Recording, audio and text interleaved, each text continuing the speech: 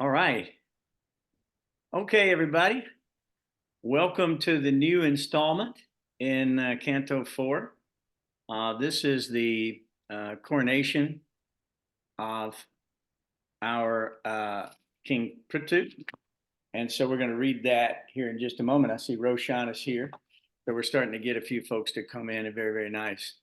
So I'm going to go ahead and offer my obeisances. Namo Om Vishnu Padaya Krishna Prasthaya Buddhale Srimate Bhaktivedanta Swamini Namane Hare Krishna. Namaste Saraswati Devim Gaudavani Pracharane Devashesha Srinyavari Paschadyaresha Tarane Jai Sri Krishna Chaitanya Prabhu Nityananda Sri Advaita Gadadhara Shivasri Gaur Bhaktavrinda Hare Krishna Krishna Krishna Hare Hare Hare Ram Ram Ram Hare Hare Om Namo Bhagavate Vasudevaya. Om Namo Bhagavate Vasudevaya. Om Namo Bhagavate Vasudevaya. Hey, everybody. Welcome to the Monday night installment of Srimad Bhagavatam. This is Canto 4. This would be chapter 15. So if you want to get yourself prepped up for that, and we'll read 15 and 16. So we hope we have some additional readers out there. Roshan is here, and I believe Sue Davies with us. So if you guys want to kind of get queued up on that, that would be helpful. That's Nashima Leela. Oh, Nashima Leela. Okay, I'm sorry. It's got S, and I always think of Sue Davies when I see that. I apologize to you. Glad you guys are here. So grateful. So tonight we'll be reading 15 and 16 about the story of King Prthu. But before we do that, if you don't mind, I'll take a few moments and kind of set up this story so you can kind of keep some continuity from the last study that we did for Dhruva Maharaj. So in the family of Dhruva Maharaj, there were many, many descendants of Dhruva Maharaj. And all of them were illustrious, incredible. These are the founders of the universe. These are the first forefathers and progenitors and great kings of the universe at this time.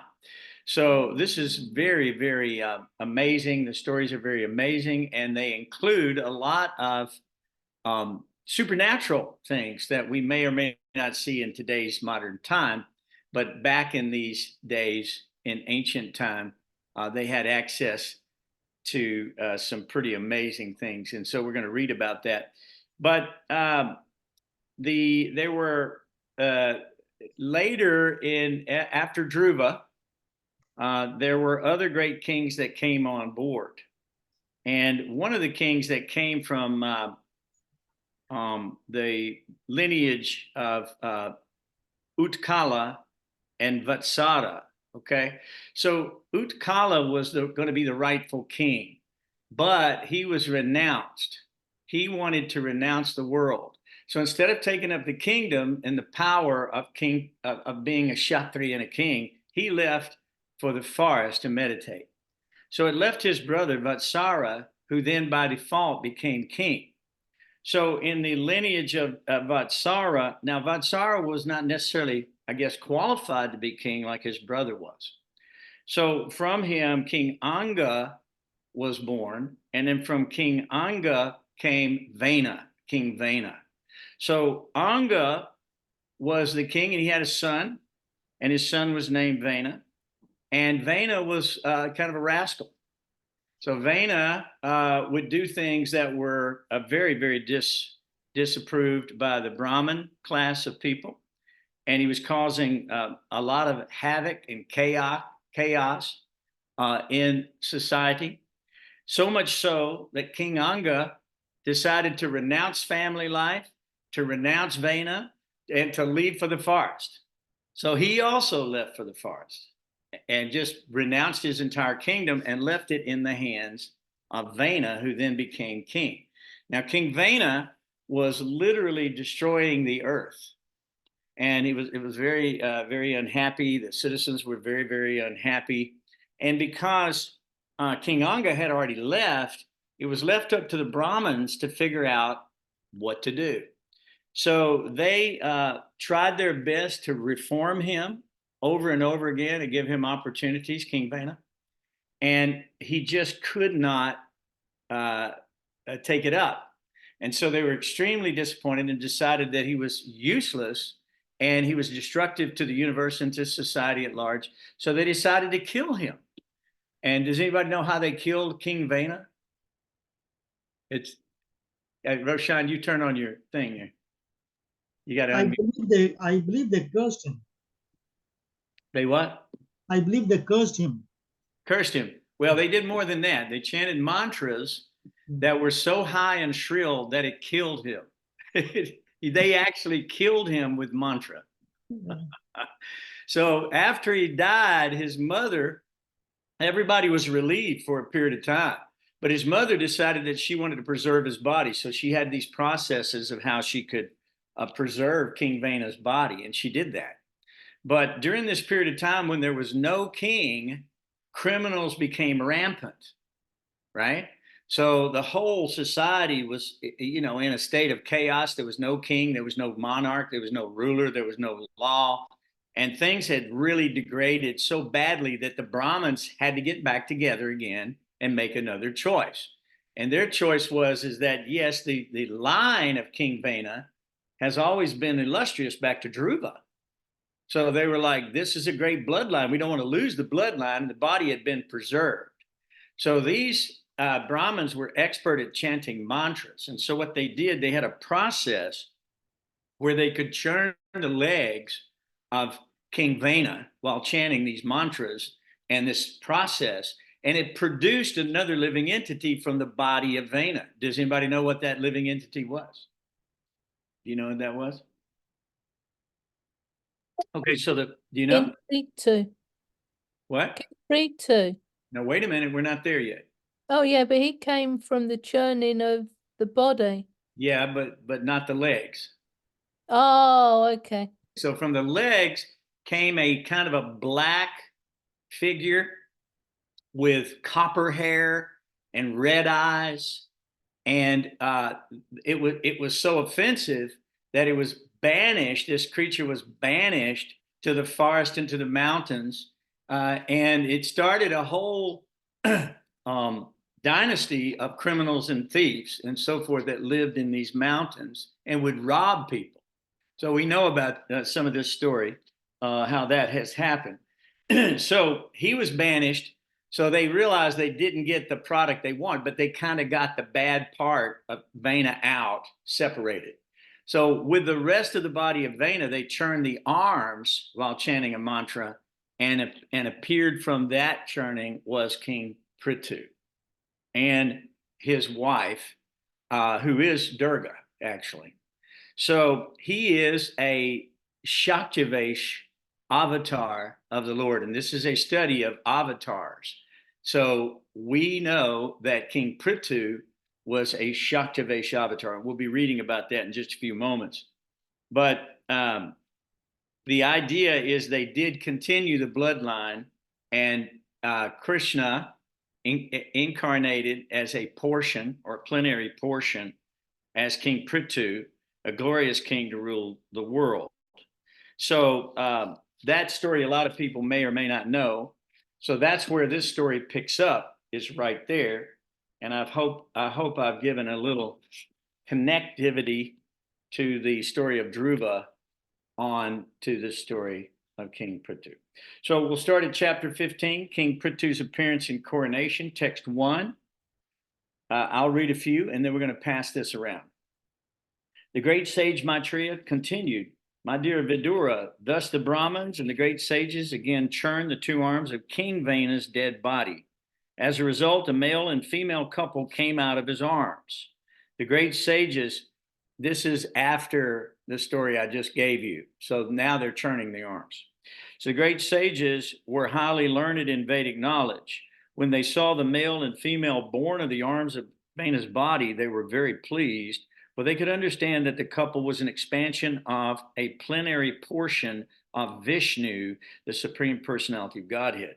The great sages said, the male is a plenary expansion of the power of Lord Vishnu, who maintains the entire universe. And the female is a plenary expansion of the goddess of fortune, who is never separated from the Lord. Of the two, the male will be able to expand his reputation throughout the world, His name will be Prthu. Indeed, he will be the first among kings. The female has such beautiful teeth and beautiful qualities that she will actually beautify the ornaments that she is wearing. Her name will be Archie.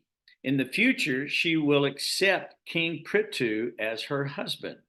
In the form of King Prthu, the Supreme Personality of Godhead has appeared through a part of his potency to protect the people of the world. The goddess of fortune is his constant companion of the Lord, and therefore she has incarnated partially as Archie to become King Prithu's queen. The great sage Maitreya continued, my dear Viduraji, at the time all the Brahmins highly praised and glorified King Prthu, and the best singers of Gandharva Loka chanted his glories. The inhabitants of Siddha Loka showered flowers, and the beautiful women in the heavenly planets danced in ecstasy. Conch shells, bugles, drums, and kettle drums vibrated in outer space. Great sages, forefathers, and personalities from the heavenly planets all came to the earth from various planetary systems. Just one thought here while it's on my mind, because I won't remember this later. But the Vedas say that we've been visited by demigods in Vimanas since time immemorial. And somehow or another, the populace is being cheated to know this information. Even the government won't share their knowledge of UFOs. We don't know exactly why that is, but throughout all history, their coming has been documented, not only in the Vedas, but in the Bible and so many places. So we'll get that little point out of the way for you. So Lord Brahma, the master of the entire universe, arrived there, accompanied by all the demigods and their chiefs. They all came to the earth from their planetary systems. Seeing the lines of Lord Vishnu's palm on the King Prithu's right hand and the impressions of lotus flowers on the soles of his feet, Lord Brahma could understand that King Prthu was a partial representation of the Supreme Personality of Godhead. One whose palm bears the sign of a disc, as well as other such lines, should be considered a partial representation or incarnation of the Supreme Lord. The learned Brahmanas, who were very attached to the Vedic ritualistic ceremonies, then arranged for the king's coronation. People from all directions collected all the different paraphernalia for the ceremony. Thus, everything was complete. All the rivers, seas, hills, mountains, serpents, cows, birds, animals, heavenly planets, the earthly planet, and all other living entities collected various presentations according to their ability to offer the king. Thus, the great King Prthu, exquisitely dressed with garments and ornaments, was coronated and placed on the throne. The king and his wife, Archie, who was also exquisitely ornamented, appeared exactly like fire. The great sage continued, my dear Vidura, Kuvera presented the great King Prthu with a golden throne. The demigod Varuna presented him with an umbrella that constantly sprayed fine particles of water and was as brilliant as the moon. The demigod of air, Vayu, presented King Prthu with 2 whisks, chamaras, of hair. The king of religion, Dharma, presented him with a flower garland, which would expand his fame. The king of heaven, Indra, presented him with a valuable helmet. And the superintendent of death, Yamaraj, presented him with a scepter with which to rule the world. Lord Brahma presented King Prthu with a protective garment made of spiritual knowledge. Bharati, or Sarasvati, the wife of Brahma, gave him a transcendental necklace, and Lord Vishnu presented him with a Sudarshan disc. And Lord Vishnu's wife, the goddess of fortune, gave him imperishable opulences. Lord Shiva presented him with a sword within a sheath marked with 10 moons, and his wife, the goddess Durga, presented him with a shield marked with 100 moons.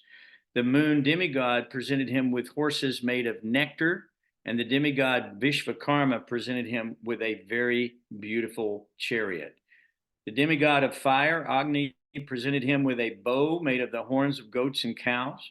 The sun god presented him with arrows as brilliant as sunshine. The predominating deity of Burloka presented him with slippers full of mystic power. The demigods from outer space brought him presentations of flowers again and again. the demigods who always travel in outer space. I mean, all we have to do is read the Vedas, and then we'll know that they're traveling in outer space, always traveling in outer space.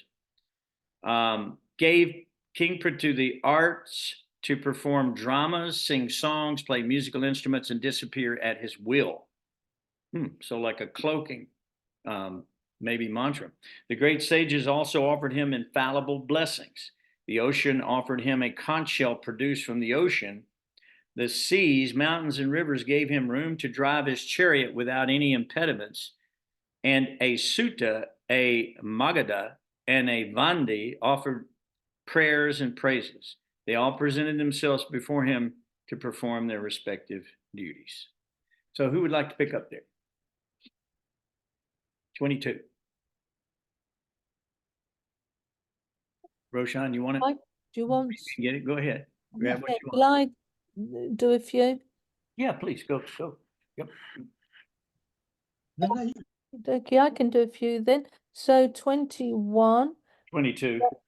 Oh, I didn't think you did 21, 22. Oh, go ahead. I didn't. Go ahead. Sorry. Thus, when the greatly powerful King Prthu, the son of Vina, saw the professionals before him, to congratulate them, he smiled, and with the gravity of the vibrating sounds of clouds, he spoke as follows. King Prthu said, O gentle Sutta Magadha, and other devotees offering prayers, the qualities of which you have spoken are not distinct in me. Why then should you praise me for all these qualities when I do not shelter these features? I do not wish for these words meant for me to go in vain, and it is better that they be offered to someone else. O gentle reciters, offer such prayers in due course of time, when the qualities of which you have spoken actually manifest themselves in me. The gentle who offer prayers to the Supreme Personality of Godhead do not attribute such qualities to a human being who does not actually have them. How could an intelligent man, competent enough to possess such exalted qualities, allow his followers to praise him if he did not actually have them? Praising a man by saying that he were educated, he might have become a great scholar or great personality, is nothing but a process of cheating. A foolish person who agrees to accept such praise does not know that such words simply insult him. As a person with a sense of honor and magnanimity does not like to hear about his abominable actions, a person who is very famous and powerful does not like to hear himself praised.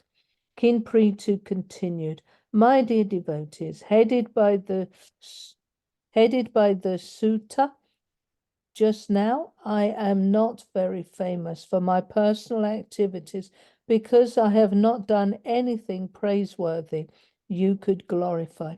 Therefore, how could I engage you in praising my activities exactly like children? Do Next chapter. you want me to continue? You can read a few more. Yeah. Okay.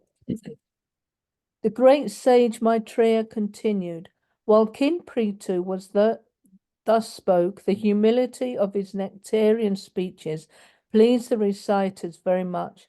Then again they continued to praise the king highly with exalted prayers, as they had been instructed by the great sages. The reciters continued, Dear King, you are a direct incarnation of the Supreme Personality of Godhead, Lord Vishnu, and by his causeless mercy you have descended on this earth. Therefore, it is not possible for us to actually glorify your exalted activities. Although you have appeared through the body of King Vina, even great orators and speakers like Lord Brahma and other demigods cannot exactly describe the glorious activities of your lordship. Although we are unable to glorify you adequately, we nonetheless have a transcendental taste for glorifying your activities. We shall try to glorify you according to the instructions received from authoritative sages and scholars. Whatever we speak, however, is always inadequate and very insignificant. Dear King, because you are a direct incarnation of the Supreme Personality of Godhead, all your activities are liberal and ever laudable. This king, Maharaj Prthu, is the best amongst those who are following religious principles. As such, he will engage everyone in the pursuit of religious principles and give those principles all protection. He will also be a great chastiser to the irreligious and atheistic. This king alone in his own body will be able in due course of time to maintain all living entities and keep them in the pleasant condition by manifesting himself as different demigods to perform various departmental activities. Thus he will maintain the upper planetary system by inducing the populace to perform Vedic sacrifices. In due course of time, he will also maintain this earthly planet by discharging proper rainfall. Did you want someone else? Yeah, Roshan, would you like to read some, or Nishinga, or whoever you guys want to read? Yeah, go ahead. This King Prthu will be as powerful as the sun god. And just as the sun god equally distributes his sunshine to everyone, King Prthu will distribute his mercy equally.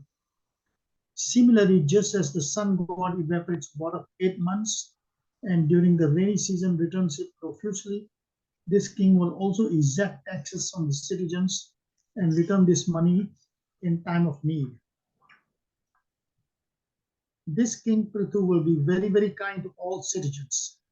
Even though a poor person may trample over the king's head by violating the rules and regulations, the king, out of his causeless mercy, will be forgetful and forgiving. As a protector of the world, he will be as tolerant as the earth itself.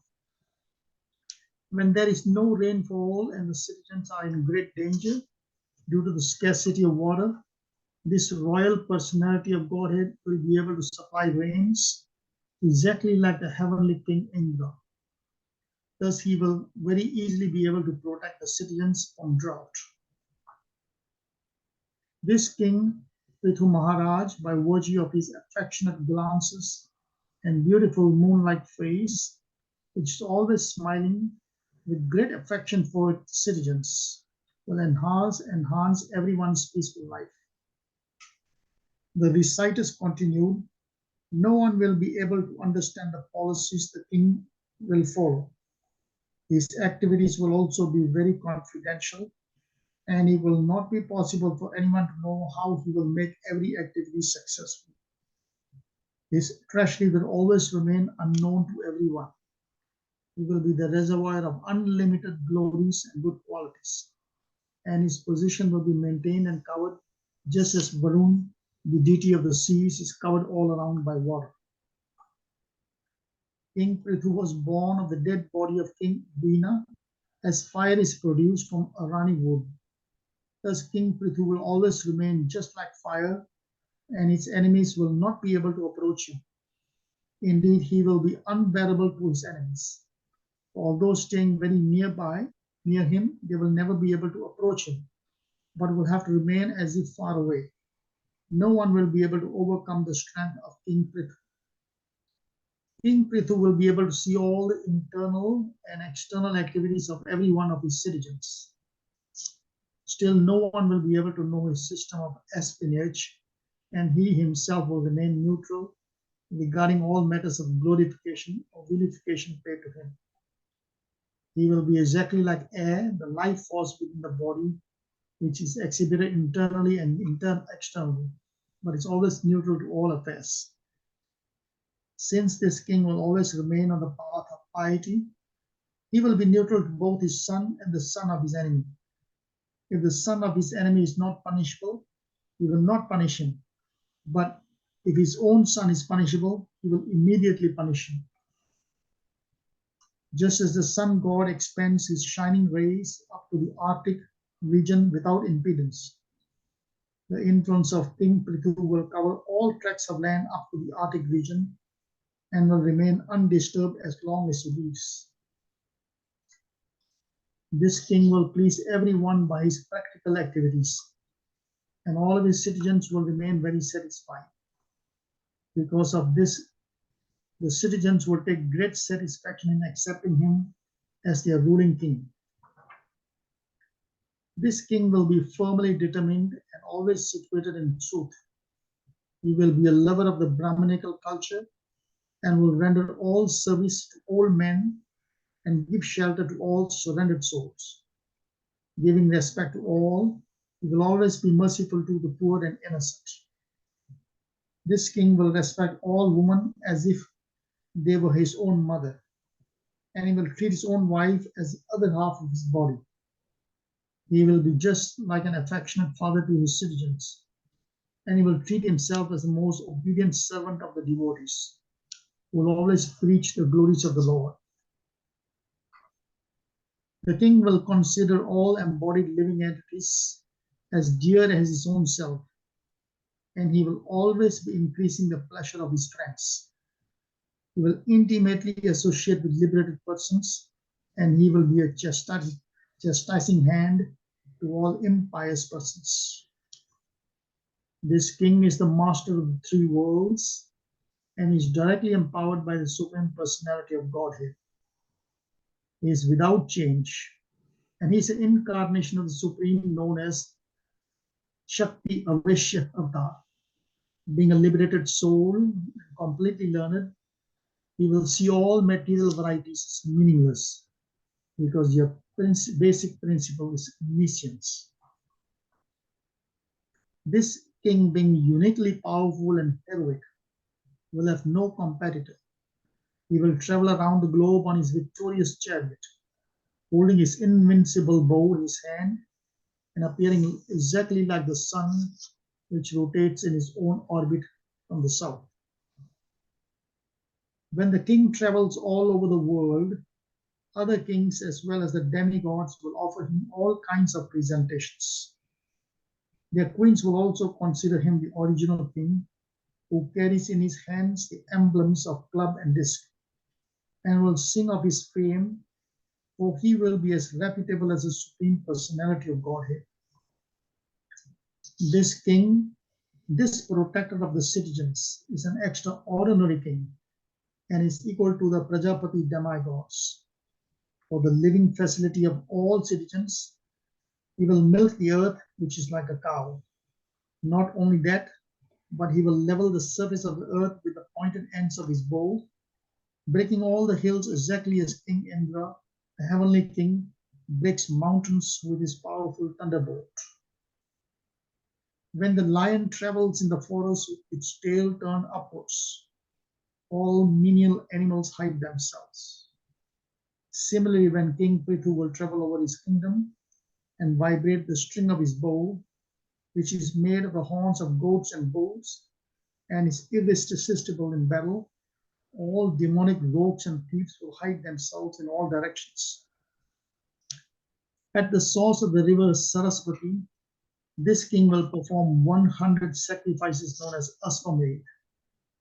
In the course of the last sacrifice, the heavenly king Indra will steal his sacrificial horse. This king Prthu will meet Sanat Kumar, one of the 4 Kumars, in the garden of his palace compound. This king will worship him with devotion and will be fortunate to receive instructions by which one can enjoy transcendental bliss. In this way, when the chivalrous activities of King Prthu come to be known to the people in general, King Prthu will always hear about himself and his uniquely powerful activities. No one will be able to disobey the orders of Prthu Maharaj. After conquering the world, he will completely eradicate the threefold mysteries of the citizens. Then he will be recognized all over the world. At that time, both the Suras and the Asuras will undoubtedly glorify his magnanimous activities. Yeah.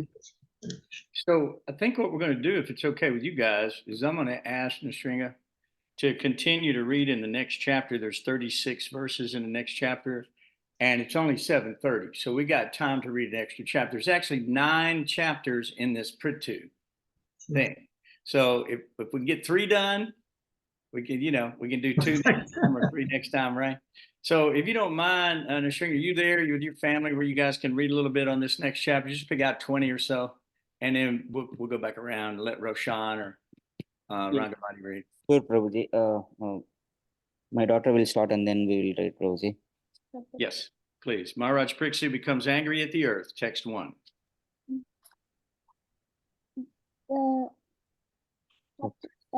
Chapter 7. Maharaj Prthu becomes angry at the earth. The great sage Maitreya continued. In this way, the reciters who were glorifying Maharaj Prthu readily described his qualities and chivalrous activities. At the end, Maharaj Prthu offered them various presentations with all due respect and worshipped them adequately. King Prthu was thus satisfied and offered all respects to all the leaders of the Brahmanas and other castes, to his servants, to his ministers, and to his priests, citizens, general countrymen, people from other communities, admirers, and others, and thus they all became happy. Vidura inquired from the great sage Maitreya, "My dear Brahmana, since Mother Earth can appear in different shapes, why does she take the shape of a cow?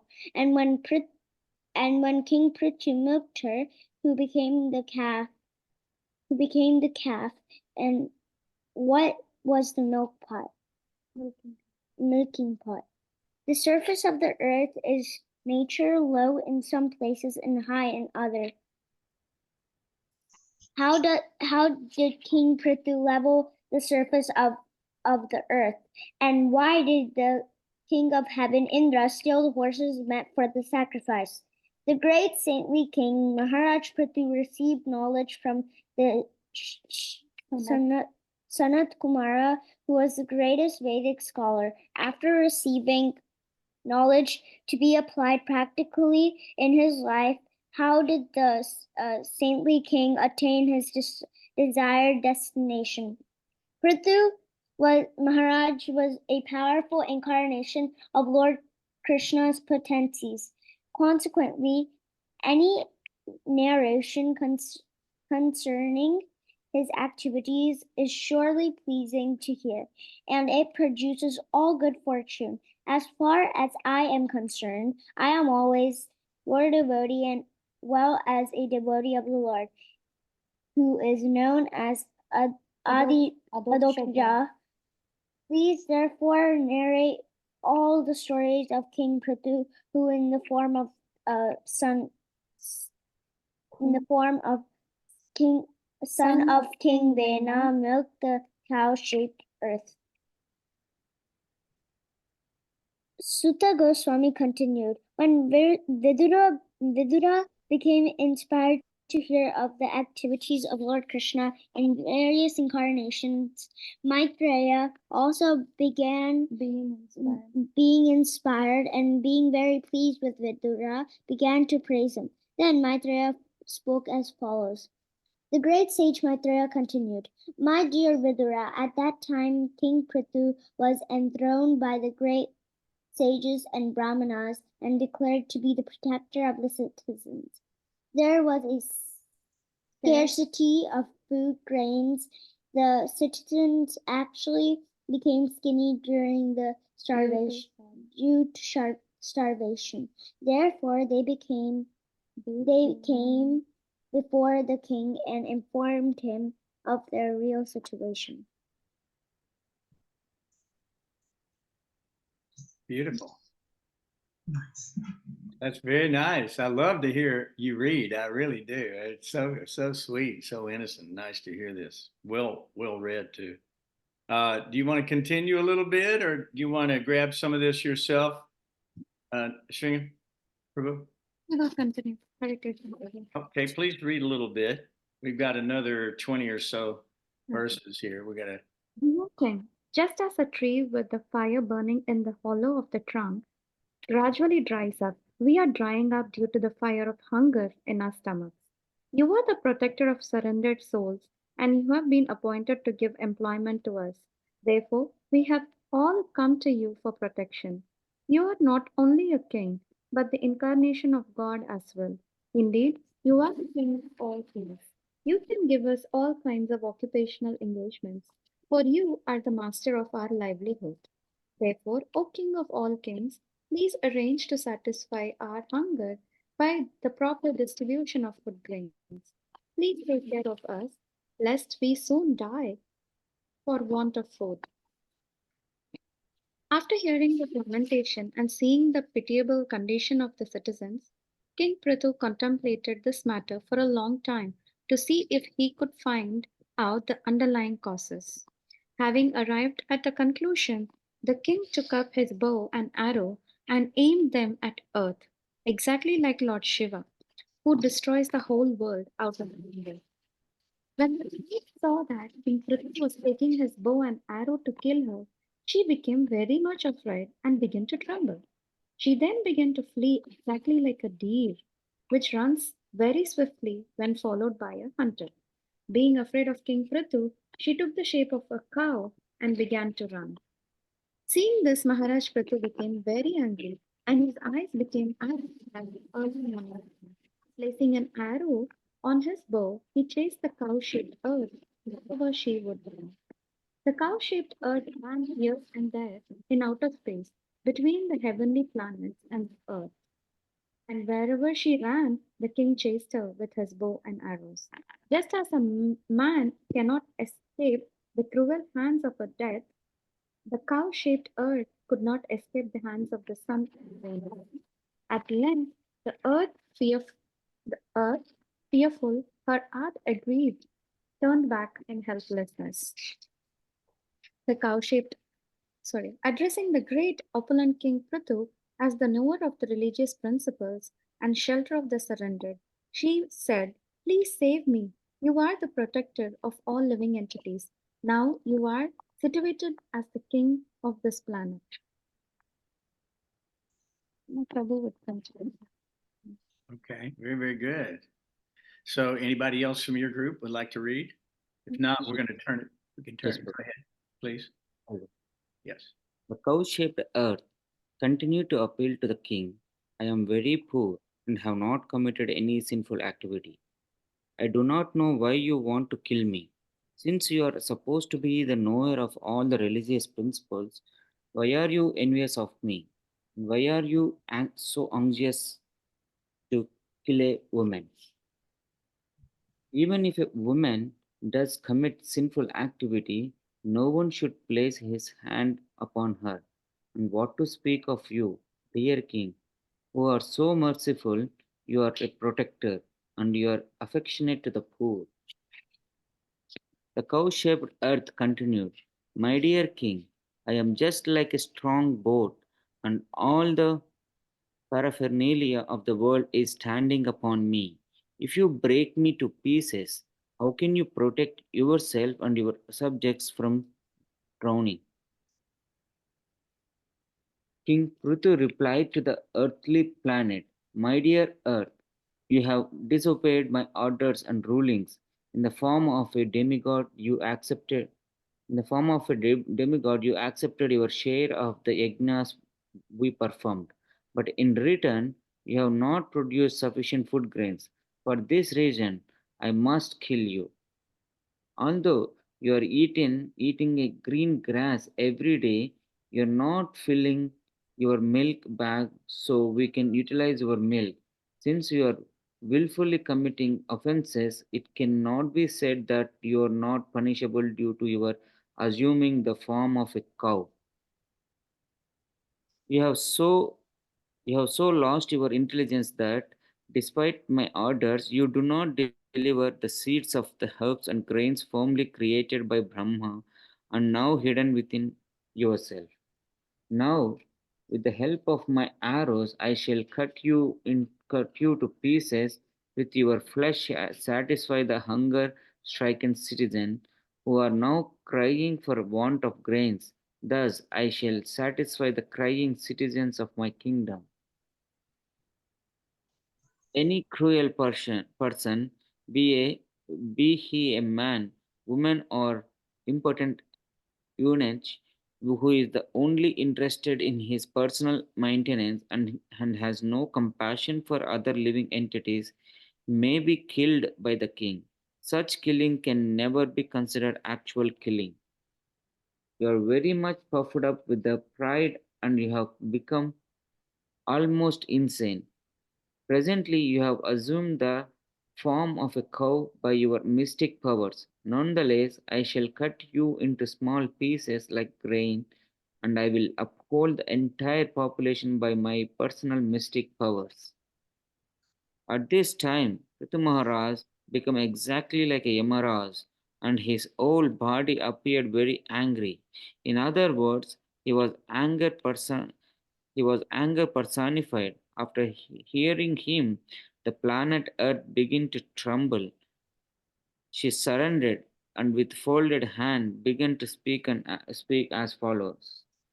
The planet Earth spoke, "My dear Lord, O Supreme Personality of Godhead, you are transcendental in your position.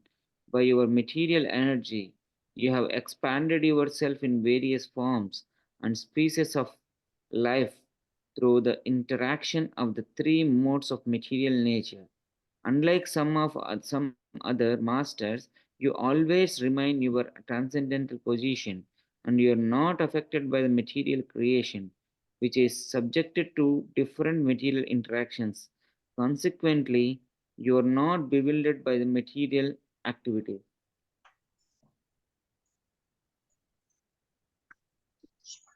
If someone wants to read those. Okay, Roshan, you want to pick these last ones up? Sure. Thank you. Oh, the planet Earth continued.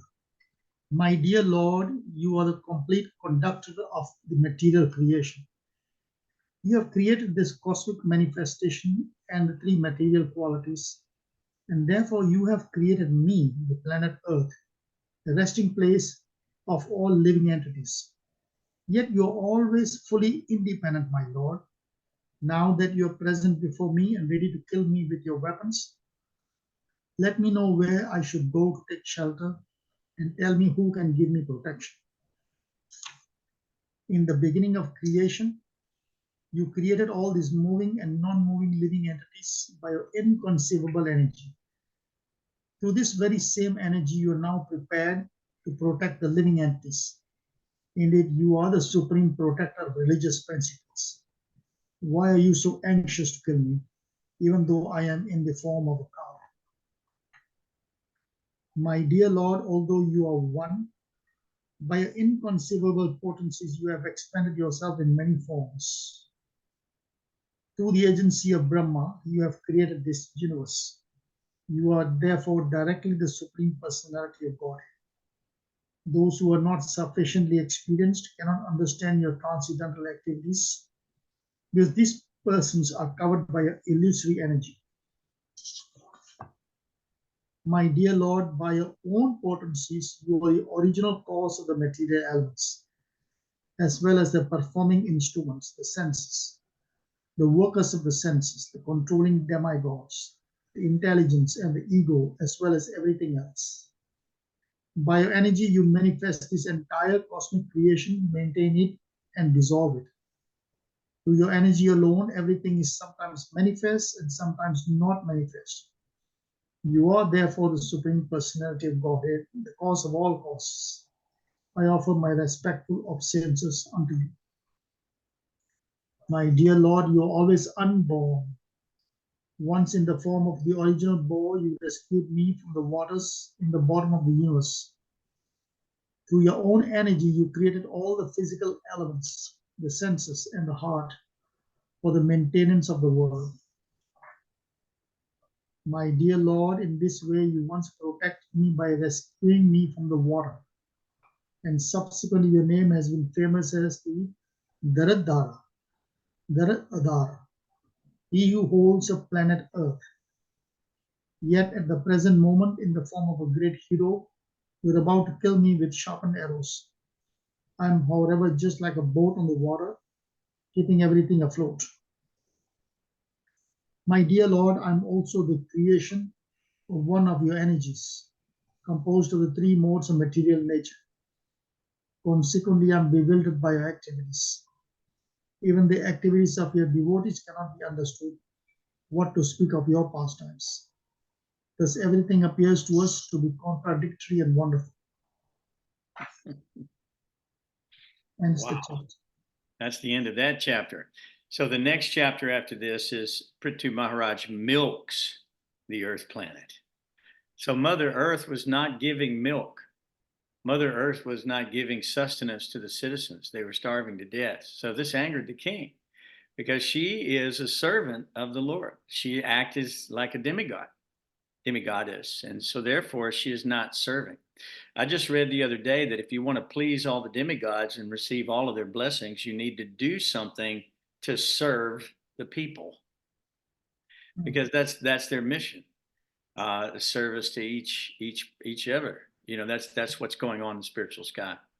So these are great stories. There's not a ton of commentary on this because most of these stories are pretty self-explanatory, but there are a few little points I want to go over with you guys, and we've got some time. We got 3 chapters done in 45 minutes. Woo! That's a record, y'all. That is a record. Well, we got some really good readers, and I got to thank you guys so much for your contribution in reading these stories. It's wonderful to hear your voices and to converse with you about these amazing transcendental topics and pastimes, which are all auspicious and for the benefit of all people, nay, all living entities. So this is wonderful stories. And if you don't mind, I'm going to go back, unless there's some questions. If there's any questions or points you want to make, please do that at this time. And I will go back over a few verses that I had in mind. I was thinking as we started this reading in that first chapter where they were giving all these gifts, all the demigods were presenting these gifts to King Prthu. And I was thinking how inconceivable it is. We're stuck on this planet Earth, going about our lives in different bodies. And we have absolutely no idea what's going on beyond this planet. You got all these demigods in outer space zooming around on their chariots and doing all these, churning out some arms, and great personality appears. It's so inconceivable. And we're like the frog in the well, aren't we?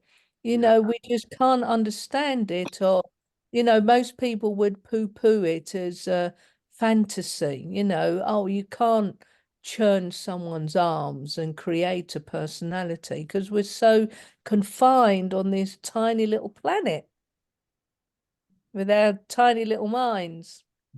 So that's what I was thinking as we were reading this. Well, I like that. Excellent point. As a matter of fact, I had read something just before we started the class tonight where it said that if you could travel at the speed of light, just to give you an idea of the vastness of the place you're located in, like you're talking about Rangabadi, it would take 1.5 seconds, or maybe it's minutes, 1.5 minutes to reach the moon planet, okay, with the light that's coming. And then it would take 3.5 minutes to reach Mars. Not bad, right? But to go to another galaxy, if you want to leave the Milky Way galaxy, it's hundreds of millions of light years just to get to the next galaxy.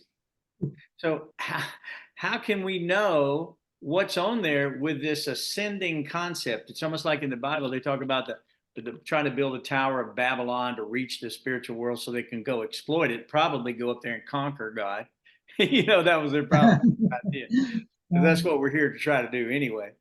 But the vastness of the universe leaves us perplexed. No one can actually say they're in control of their own life. You may think you have control of your own life, but in effect, you actually do nothing. It's the three modes of material nature that are carrying out your desire. And that's described in Bhagavad Gita very, very nicely. Our dear Roshan, he knows where that's located in the Gita. So, these statements are there in the Gita. And we have to learn God from God. We don't learn God from our imperfect senses. We don't take senses that are imperfect and build an imperfect telescope or microscope and then try to speculate unlimitedly on the universe. As a matter of fact, they just found I guess you would call it an architectural design in the universe that's never been seen before. They just discovered it. It's massive. It's a circle, perfect circle of galaxies that go around in this hundreds of millions of light years in a circle, and they can see it at a distance. They've never seen a structure like this, and it has completely destroyed their concept of the creation of the universe. Now, everything that they've told us, they now admit they don't know anymore. They don't know anymore. So even with their imperfect senses, like a telescope or what's this one, Hubble, and then the other one they've got.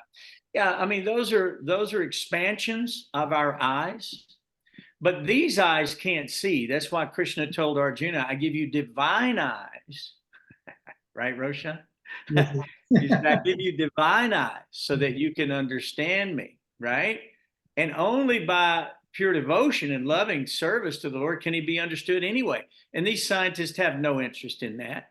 As a matter of fact, what they've done is completely discarded God. They've thrown God out of the school. Their whole premise is start and answer the question yourself. Don't go to the Bible. Don't go to the scriptures. Don't go to any of the Vedas. Don't go to any of this stuff, but prove it. You cannot prove so many of these things because they're beyond our purview of our senses. We cannot know with imperfect senses perfect knowledge. So we receive it through the parampara system. It's coming down, disciplic succession. This information comes down from the mouth of God. As a matter of fact, I was talking to somebody just the other day, and I said, you're a Christian. Who is God? Who's God? What does he look like?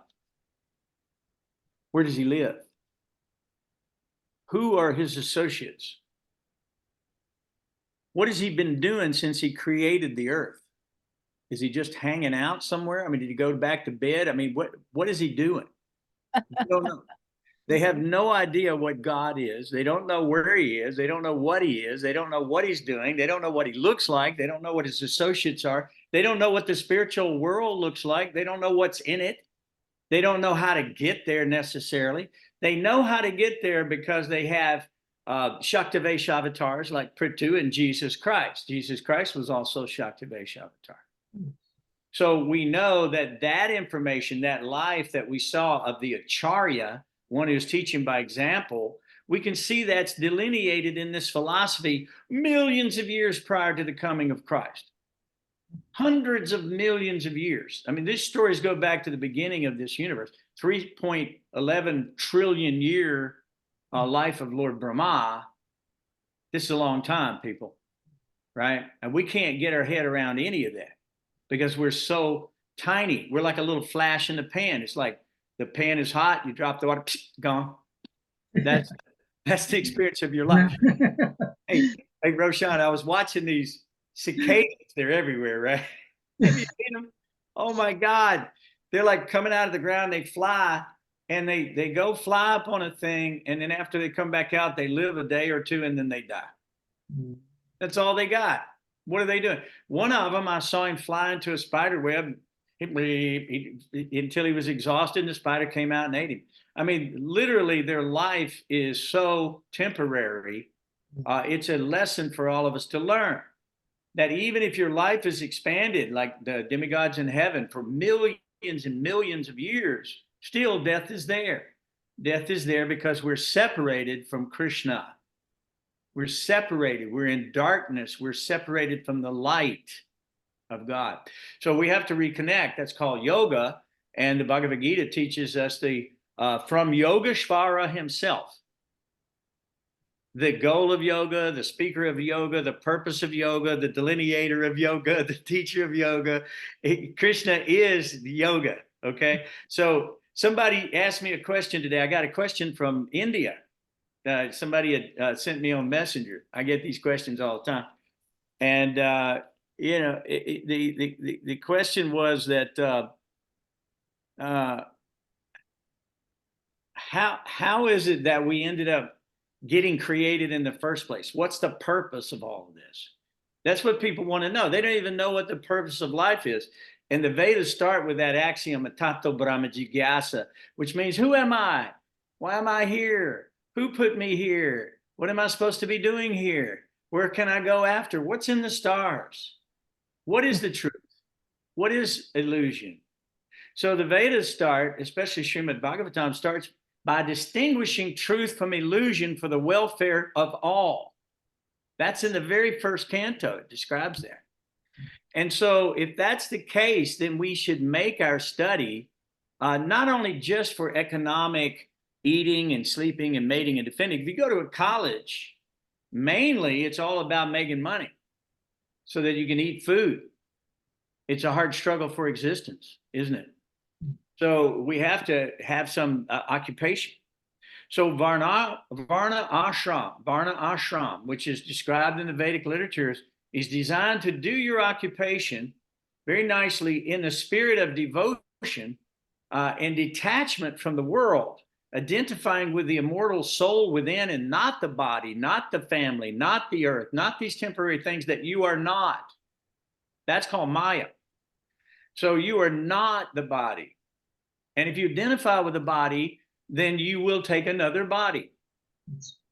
So the great sages and saints and kings and all went to the mountains at the end of their life and left their treasuries, their wives, their families, their children, all their virgins, everything.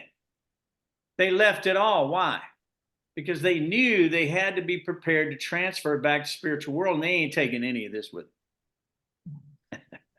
None of this is going with them. So they set the example as the Acharya, as the Raja Rishi.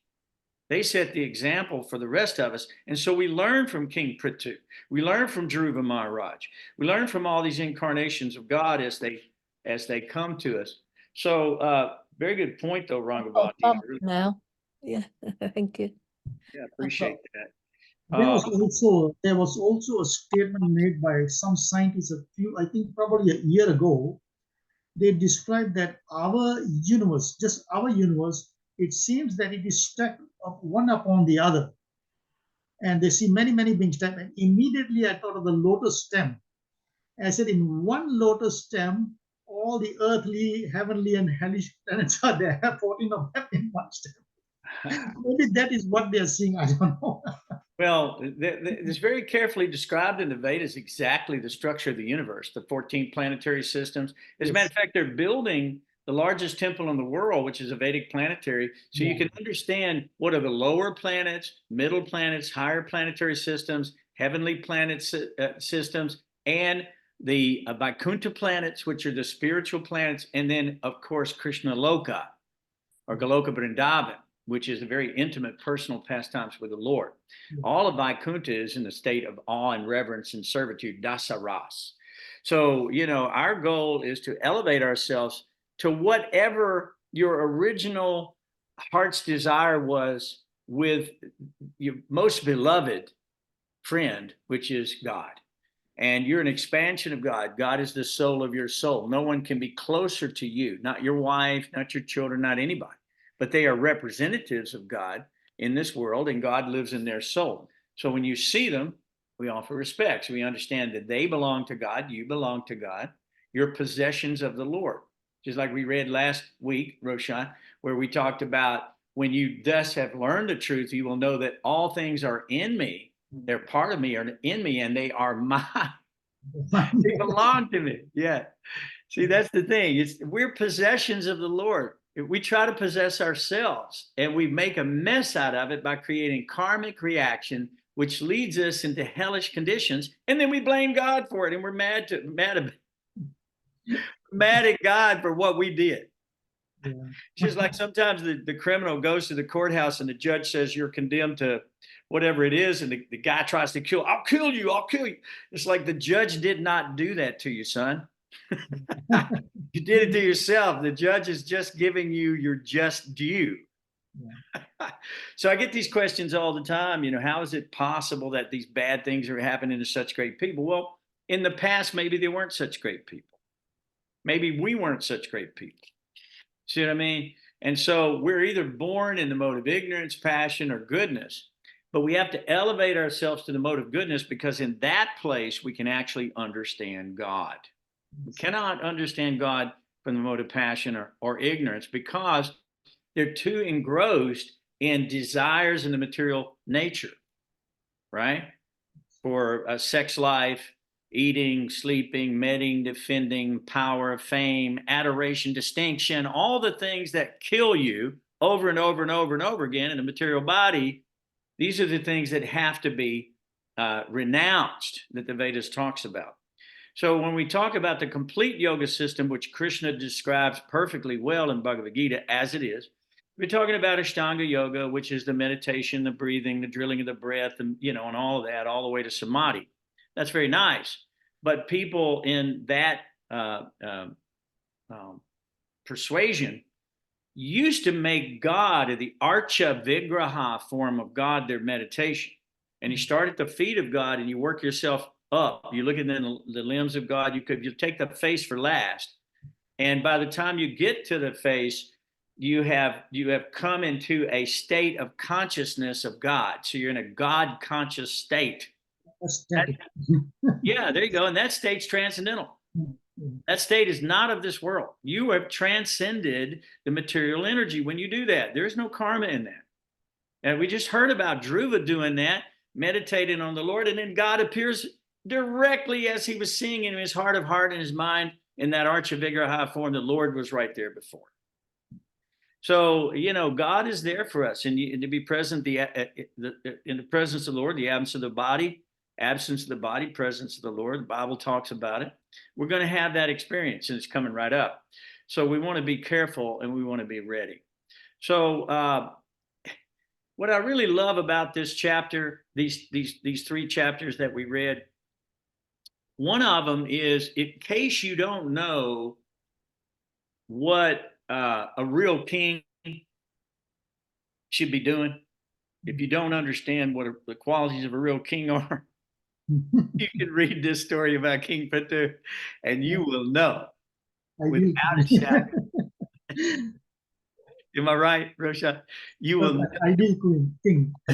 Yeah, exactly. So if you want to know what kings are supposed to be doing, what rulers are supposed to be doing, you can take this litmus test and let them see how they score on it.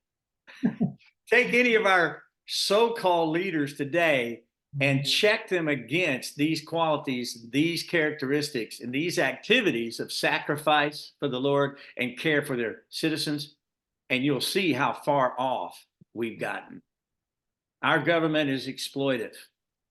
They do collect taxes, and they give some back when the time we have an emergency, and that's an appropriate function of government. If they didn't do that, we'd probably rebel against them at every moment. You know what I'm saying? But at least they do that to a certain degree, when we have some problems. But many countries are bankrupt from that, and so forth and so on.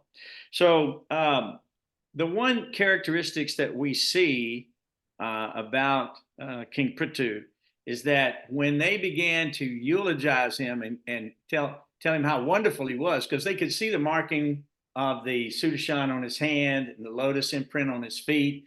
Plus, they knew his chart. They knew how he was born from King Vena. These sages were so adept that they could kill you with mantra, or they could bring you back to life with mantra. So try to understand, these were adept siddhas. They were expert at what they were doing. Their mantras were effective. They were advanced in their spiritual understanding, and they understood the past, the present, and the future. So the first thing that you want to notice about King Prthu is that he rejected any praise. Why did he do that? He rejected it because he was humble. His humility shone through. He said, "You're praising me. I haven't done anything. I haven't done anything yet. At least wait until I do something. and then you can praise me." Isn't that amazing? But they knew his activities at the time of his birth, just like these great, astrologers in the Vedic sciences, Jyotir Veda and so forth. They understand your life from the time you're born. Just like when they saw Prabhupada's chart, they said, "Oh, yes, he will leave at the age of 70 years old, go to America and open 108 temples." They said that. Yeah. They said that. So how would they know such a thing? How would they know that? They see it directly in the chart. It says it. That's why the wise men came from the east to see Jesus. They saw it in stars. It's all there, people. The problem is we reject the Vedic literature because it's descending knowledge. We want to show that we can figure it out on our own. Well, good luck with that. Good luck with that. So far, you've appeared to be fools. Yeah. Because all of your theories have been crashed and burned. Now, I'm not saying you haven't done some pretty good things. We have a combustion engine. Okay, that's pretty cool. It's polluting the place really bad. You have better technology, but because you're so greedy for money, you won't apply it. You'll use technologies and agricultural chemicals and things that you know will kill us, and you still use it. You still use it because people will pay money for it. And so as long as they're willing to pay, you'll sell them anything. You don't care what it is. You'll sell them drugs that'll kill them. You will. And that's what they do. Half the deaths in this country or more are caused by the doctors and the drugs they issue. No, I don't agree. No, serious. Look it up. Look it up. 600,000 deaths or something annually, by just mistakes or just reactions to a drug or, a negative reaction to a drug. I mean, when they give the vaccine, how many people, millions of people died just from taking the vaccine? And it was supposed to cure us, but it killed us in many cases. So we can talk about these things. These things are controversial, obviously. But we must all agree that our idea of new and improved has not worked out very well. I mean, God had it figured out. It's all in the Vedas: economic development, religiosity, sense gratification, and liberation. All there. It's all there.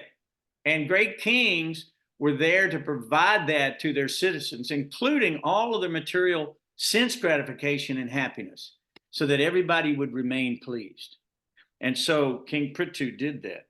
But it started out with him from his position of humility. So the sages were very, very pleased by his humility, and therefore they continued in their glory of recitation of his activities to come.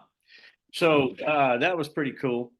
And the king is designed to eradicate all miseries of the citizens and to protect the citizens from any malfeasance. So if somebody's cheating or whatever, they deserve to be killed. So when we read about Prthu being angry with Mother Bhumi in the form of cow, earth planet in the form of cow, he was doing it because she was causing pain to the citizens, and he felt like it was being done out of selfishness. So when we read the next chapters, we'll find out how Prthu milks Mother Earth and how she, of course, we've already read that she surrendered out of fear. There's two motivations in life. One is fear and one is love. Two strongest motivations for anything. You'll die for love and you'll die of fear. So that's the thing. So after he met with Sanat Kumar, he was completely then illuminated, and he understood everything in full from that discourse. And he became angry because the citizens needed their hunger to be satisfied. So after he chased her down, he was going to terraform the world, literally terraform the world with his bow and arrow, just crush the mountains down. After he did that, and he approached her, she asked for shelter, right? And so if you go to the Supreme Personality of Godhead and you ask for shelter, you can read the stories about Ram, where they ask for shelter of Ram. He'll protect you at all costs. His primary mission is the protection of the devotees. What is it? Paritranaya sadhunam. Sadhunam. Vinashaya duskritam. So he has two missions. Well, another one, Dharma samstar pranartaya sambhavami yuge. So he has missions. His mission is to protect his devotees primarily. Second one, kill all the demons, get those guys out of here. We don't need those, right? And then to reestablish the principles of religion so that we can all live together happily and peacefully. You know, I got to tell you this. I was talking to a gentleman about marriage counseling, okay? And he was saying, you know, he's had no luck, you know, in marriage and been very unhappy and disagree and this and that and this and that. And I said, well, first of all, before you can agree on something, you have to know what the truth is. You have to agree on the truth. Otherwise, you'll be divided at every moment. You'll be divided at every moment unless you know the truth, the absolute truth. Right? But once you know the absolute truth and you share that knowledge with another person, then if you agree in the absolute truth and you make your life directed around the absolute truth and you build a life with that, then you work in unison for the same goal, your life can go on together, not only here, but in the spiritual sky. You can transfer it back in that way because that agreement is what we need, but we have to know truth. Krishna says in Bhagavad Gita that the mind of those who is irresolute is many branched. So that means that these people who are scientists and I think it's this way, I believe it's that way, here's my theory, here's your theory, and everybody gets, you know, try to get some prestige from that and then later shot down.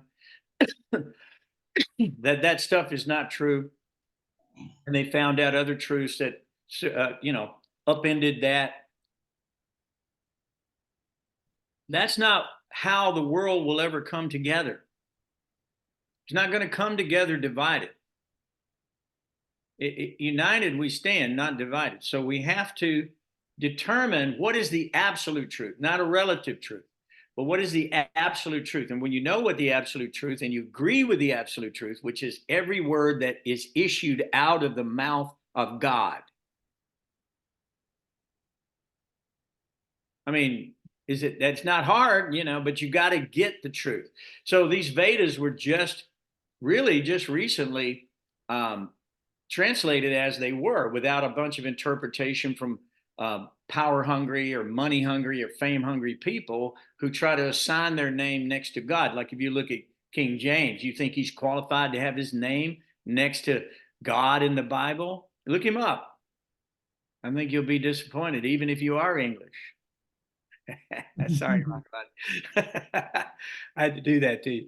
But anyway, the idea is we have to become godly by associating with God's holy names, by praying to God like Mother Bhumi did. So nice, her prayers were so good at the very end of that chapter that we just read. Her prayers are corroborating everything we've heard all of the other incarnations say, like Narada, Vyas, you know, all of these, Sanat Kumar, all of them, Kapila, Dhruva, you know, Kunti, Arjun. I mean, just name it. The list goes on and on and on and on and on and on. I mean, how much proof do you need? But the problem is people are not conversant with these Vedas. They've not read these Vedas. It's not been widely accessible. And it's only been really widely accessible just for about 40 years, really. Because I remember in the early mid 70s, we were distributing books. People had no idea what we were talking about. I mean, it's just it was so foreign to them. They would look at the picture and they go, I don't even know what that is, you know. So we got to become conversant gradually with this knowledge, and then we will have the same attitude as Mother Bhumi. And what was that attitude? What did she say? She said in text 18, in that text, the last chapter that we read, she said, "Please save me." She asked the Lord, "Please save me." She asked Prthu to please save me. So she surrendered to him. And he chastised her because she was not doing her duty. And obviously, selfishness is a crime. It's theft.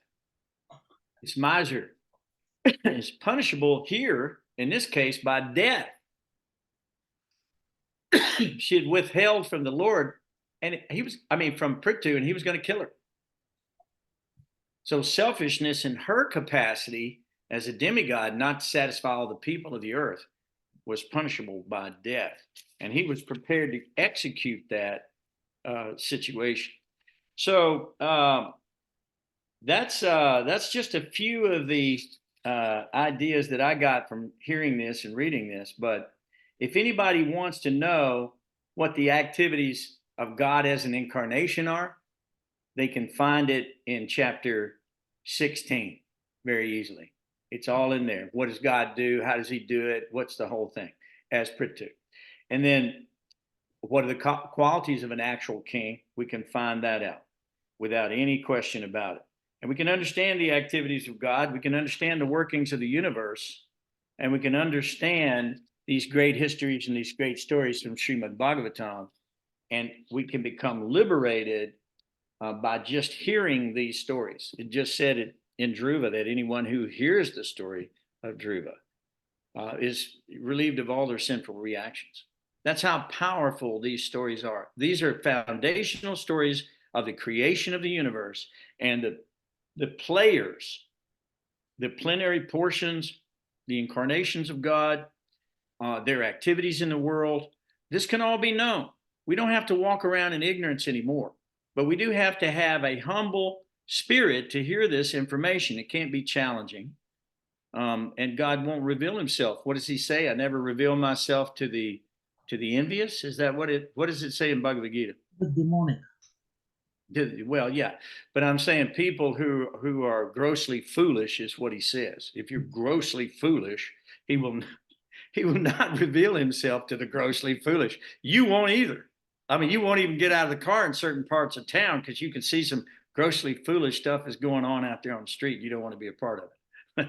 So Krishna is certainly not going to reveal himself to us unless we're qualified, and we become qualified through 9 devotional processes, right?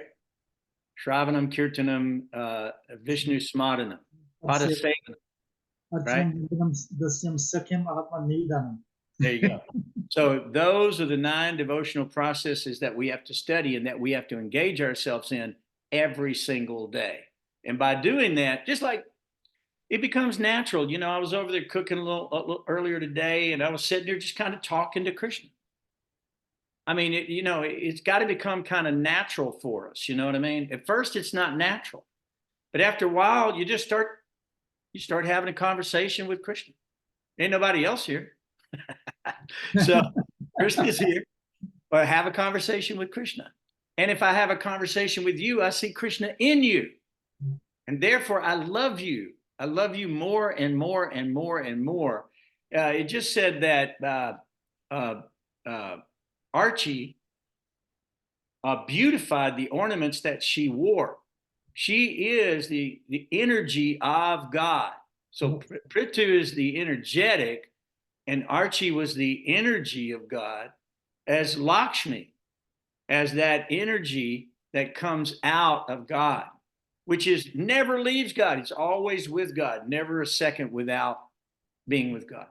What a thing that is. Isn't that just so wonderful when we think about that? And we have a relationship with God of one of the 5 rasas, and we can develop that relationship with God gradually by purifying ourselves and qualifying ourselves to be in the presence of the Lord. Even in the Bible, it says the pure at heart shall see God. So Krishna says the same thing in Bhagavad Gita. Only by undivided devotional service can I be understood as I am, standing before you, and can thus be seen directly.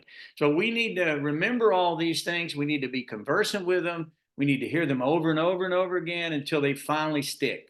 And then all the questions of life will be answered. We don't have to take some bogus speculation.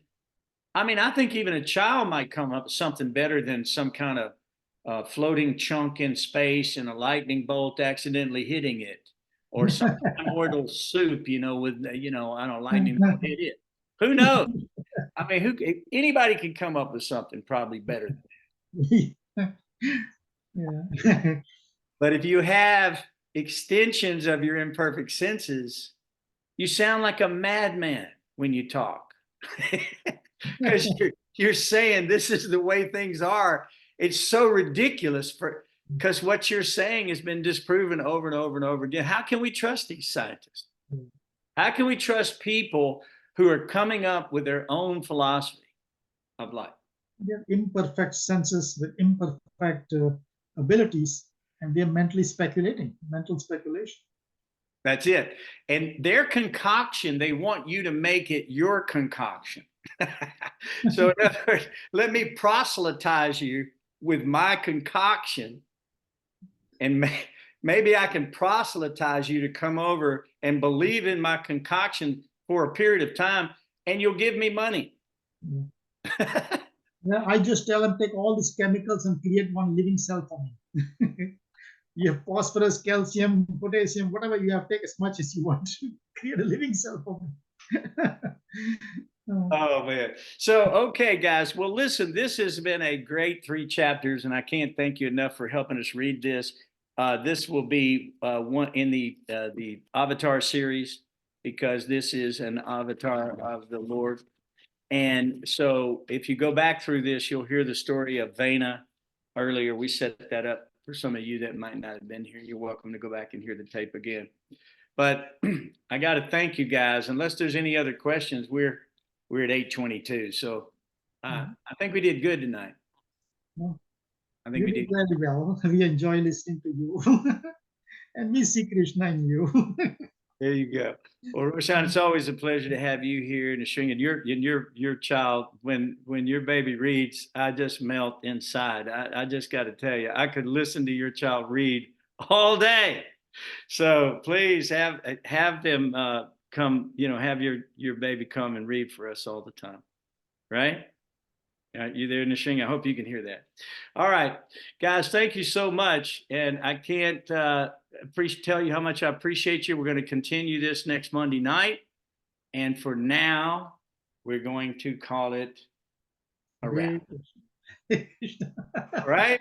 How about Hare Krishna, Hare Krishna, Krishna Krishna, Hare Hare, Hare Rama, Hare Rama. All right, everybody. Thank you so much for being here. I'll see you next week. Come ready to read. Hari Bol.